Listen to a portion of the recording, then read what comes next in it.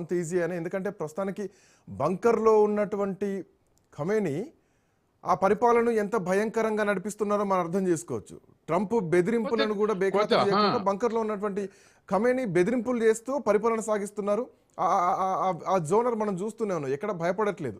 కేవలం ఇప్పుడు నివురుగార్చిన నిప్పులాగా మాత్రం ఖమేనీ వ్యవహారం కనిపిస్తోంది. అట్లాంటి ఖమేనీని ఎత్తుకుపోయే అవకాశం ఉంటుందా? ఇప్పుడు వెనిజులాలో కూడా మదురో బంకర్లలోనే ఉన్నాడు. బంకర్లలో పోయే పట్టుకొచ్చారు. వాళ్ళకి కావాల్సినటువంటి ఇన్ఫర్మేషన్ ఇంటెలిజెన్స్ అంతా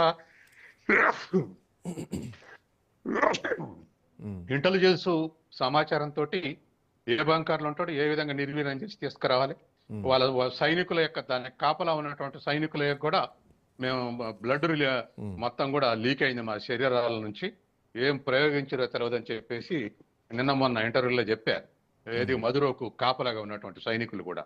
కాబట్టి ఖమేనీ బంకర్లా ఉన్న తీసుకుపోవటం అనేటువంటిది అమెరికా పెద్ద కష్టంగా దానికున్న టెక్నాలజీస్ తోటి కొద్దిగా కష్టం కావచ్చు, మదురో కన్నా కొద్దిగా కష్టం కావచ్చు, ప్రాణాలతో కాకుండా చంపేయవచ్చు. ఏదైనా ఇరాన్ ఆక్రమించాలనేటువంటి ఉద్దేశం ఉంది. కానీ నాటో దేశాలు సైతం నెగటివ్ రియాక్ట్ అయినాయి. మొన్న దావోస్ లో అనేక దేశాలు చాలా అగ్రెసివ్ గా నెగటివ్ గా మాట్లాడినాయి. ఫ్రాన్స్ కానీ మిగతా దేశాలన్నీ కూడా ఇది కరెక్ట్ కాదు, ఇంకెన్నాళ్ళు సేవ చేయాలి. తర్వాత రష్యా, చైనా, అమెరికా మూడింటి కూడా ఒకసారి కలిపి బలవత్తరమైనటువంటి దేశాలు బలహీన దేశాలని ఇట్లా ఆక్రమిస్తే మరి వరల్డ్ ఆర్డర్ ఏమవుతుందని చెప్పేసి కూడా ప్రశ్నిస్తున్నాయి. ఇంత ప్రశ్నించిన తర్వాత ఇతర శత్రు దేశాలు ఎదురు తిరిగి మిత్ర దేశాలు కూడా ఇది కరెక్ట్ కాదన్నాక కూడా ట్రంప్ ఆ విధంగా వ్యవహరిస్తున్నాడంటే ఖచ్చితంగా అది సీరియస్ గా థింక్ చేయాల్సినటువంటి అవసరం ఉంది. ప్రపంచమే థింక్ చేయాల్సినటువంటి అవసరం ఉంది. ఎందుకంటే ఇప్పుడు ఇరాన్ లో అంతర్గతంగా జరిగే విషయాలు అమెరికాకు సంబంధం లేదు. అమెరికాలో వ్యతిరేక ప్రదర్శనలు జరిగితే ట్రంప్ ఏం చేసిండు, యూనివర్సిటీ నుంచి రెస్టికేట్ చేశాడు, టీసీలు ఇచ్చి పంపించారు. తర్వాత ఉద్యోగాల నుంచి పీకిచ్చి విమానాలు ఎక్కిస్తున్నారు. అసలు అటువంటి డెమోక్రటిక్ కంట్రీలో నిరసన ప్రదర్శన లేదని నిషేధించినటువంటి ట్రంప్ కు ఇతర దేశాల్లో ఆ విధమైన నిరసనల్ని ప్రోత్సహించి మీకు అనుకూలంగా జోక్యం చేసుకుంటున్నటువంటి హక్కు ట్రంప్కి ఎక్కడిది? కాబట్టి ఈ వరల్డ్ ఆర్డర్ ను దెబ్బతీసే క్రమంలో ట్రంప్ తర్వాత ఏదో ఒక దేశం అడ్డం పెట్టుకొని టారిఫ్లు, ఇప్పుడు యుక్రెయిన్ అడ్డం పెట్టుకుని భారతదేశం మీద టారిఫ్లు, వెనుజులాను అడ్డం పెట్టుకుని ఇంకొక కొన్ని దేశాల మీద టారిఫ్లు, తర్వాత ఇప్పుడున్నటువంటి పరిస్థితుల్లో ఇరాన్ పెట్టుకొని ఇరాన్ తోటి సంబంధం ఉన్నటువంటి 4-5 దేశాల మీద 25% టారిఫ్లు, ఇట్లా అన్ని దేశాల మీద ఈ విధంగా ఏదో ఒకటి క్రియేట్ చేసి దానికి వ్యతిరేకంగా టారిఫ్లు వేధిస్తూ ఇంకొకటి కొన్ని మనం టెక్నికల్ రీజన్స్ చూడొచ్చు. ఎందుకంటే చాలా రీజన్స్ ఉన్నాయి. మనం నెతన్యాహు గురించి కానీ లేదంటే G7 కంట్రీస్ కూడా వీటిని విభేదిస్తున్నాయి. అండ్ చాలా అంశాలు కూడా మనకు కనిపిస్తున్నాయి. ఈవెన్ తుర్కీ కూడా బహిరంగంగా మాట్లాడుతుందని కేవలం ఇజ్రాయెల్ గురించే మాట్లాడుతుంది తప్ప ఇరాన్ గురించి ఎక్కడ పెద్దగా రెస్పాండ్ అయినటువంటి పరిస్థితి లేదు.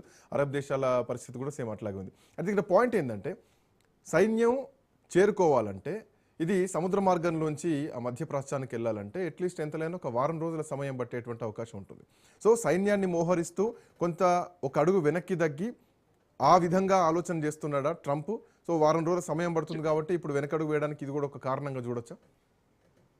ఖచ్చితంగా ముందు సరెండర్ చేసుకోవడం కోసం ప్రయత్నం చేస్తాడు. మదురోను కూడా ఆ ప్రయత్నం చేసిండు. మదురో ఎదురు తిరిగిండు. మదురో తర్వాత ఇప్పుడు వచ్చినటువంటి అధ్యక్షురాలు కూడా ఇది కరెక్ట్ కాదంటుంది. కానీ తన అసలు ఆబ్జెక్టివ్ అమెరికాలో ఉన్నటువంటి ఆయిల్ ఇన్వెస్టర్స్ అందరినీ సమావేశం పెట్టి నిన్నగాక మొన్న వైట్ హౌస్ లో సమావేశం పెట్టి ఇమీడియట్ గా మీరు వెనుజులాలో ఇన్వెస్ట్ చేయండి అని చెప్పేసి విజ్ఞప్తి చేశాడు. అసలు ఆబ్జెక్టివ్ అదే. కాబట్టి ఇప్పుడు కూడా ఇవాళ ఇరాన్ లో కూడా ప్రెజరైజ్ చేసి లొంగిపోయేందుకు ప్రయత్నం చేస్తారు. లొంగుబాటు లేనప్పుడు యాక్షన్ దిగేటువంటి అవకాశం ఉంది. కాబట్టి ఇవాళ ఉన్నటువంటి పరిస్థితుల్లో ఇతర దేశాలు యుద్ధంలోకి వచ్చి రిస్క్ తీసుకునే పరిస్థితి లేవు. వాళ్ళ జోలికి చైనా జోలికి పోతే చైనా ఎదురు తిరుగుతుంది, రష్యా జోలికి పోతే రష్యా ఎదురు తిరుగుతుంది. కానీ వాళ్ళు ఇతర దేశాల ఎడల రిస్క్ ఖండిస్తున్నాయి అంతవరకే. కానీ భౌతికంగా మళ్ళీ ఎదురుదాడికి మేము కూడా దిగుతామని సోవియట్ యూనియన్ ఉన్న పరిస్థితి ఇవాళ లేదు. కాబట్టి ఏ దేశానికి ఆ దేశమే సెల్ఫ్ ప్రొటెక్షన్ గా ఆలోచిస్తుంది.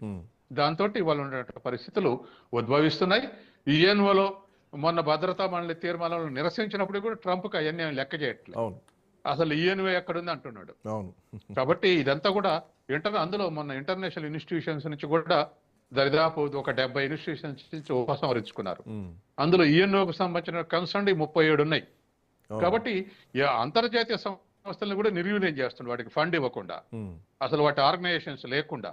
ఉమ్, కాబట్టి వరల్డ్ ఆర్డర్ 1945లో ఏదైతే ఆఫ్టర్ సెకండ్ వరల్డ్ ఆర్డర్ ఏ విధంగా అయితే నిర్మించుకుంటూ వచ్చిర్రో దాన్ని మొత్తం దెబ్బతీస్తుండు. ఉమ్, కాబట్టి వాళ్ళు ఉన్నటువంటి పరిస్థితుల్లో ట్రంప్ను మించినటువంటి టెర్రరిస్ట్ లేడు, ట్రంప్ మించినటువంటి అరాచకవాది లేడు. అది ఏ దేశమైనా అంటుంది ట్రంప్ చేసేది కరెక్ట్ అని. సింగిల్ కంట్రీ ఇంతవరకు అనలేదు, ఒక్క నెతన్యాహు తప్ప. అవును. కాబట్టి ఇప్పుడున్నటువంటి పరిస్థితుల్లో అది నెతన్యాహు ఎందుకంటుండు అంటే పాలస్తీనాను ఆక్రమించాలని. ఉమ్, ఆ మున్నీరు ఎందుకంటుండు అంటే భారతదేశం వ్యతిరేకంగా సపోర్ట్ చేస్తుంది కాబట్టి. అవును. కాబట్టి 1-2 దేశాలు తప్ప ఇవాళ ట్రంప్ మంచి చేస్తుండని కానీ ఇంకోటి కానీ లేదు, ఈ పరిస్థితి లేదు. ఉమ్, తర్వాత అమెరికాలో ప్రజలు కూడా నిన్న నిరసన ప్రదర్శనలు జరిగినాయి అమెరికాలో ట్రంప్కు వ్యతిరేకంగా. ఉమ్, ఇటువంటి విధానాలకు వ్యతిరేకంగా యూనివర్సిటీలో కాదు బజార్లోనే ప్రదర్శనలు జరిగినాయి. అవును. కాబట్టి ఈ ట్రంప్ అనేటువంటిది హ్యుమానిటీకి వ్యతిరేకంగా ఇవాళ వర్క్ చేస్తున్నాడు. ఉమ్, దాన్ని ఎట్లా నిలవరిస్తారు ఏమిటి అనేది పరిణామాలు జరుగుతుంటే, ఇప్పుడు ఇరాన్ మీద గాజా మీద దాడి చేసేటప్పుడు ఒక రకమైన పరిణామాలు ఉన్నాయి, పనామా కావాలన్నప్పుడు ఒక రకమైన పరిణామాలు ఉన్నాయి, గ్రీన్లాండ్ కావాలన్నప్పుడు యూరప్ అంతా ఒకటే వ్యతిరేకంగా నిలబడ్డది. ఉమ్, రేపు ఇరాన్ విషయంలో కూడా దాడి చేస్తే ఏ విధంగా రియాక్ట్ అవుతారు, ఇటువంటివన్నీ కూడా మనం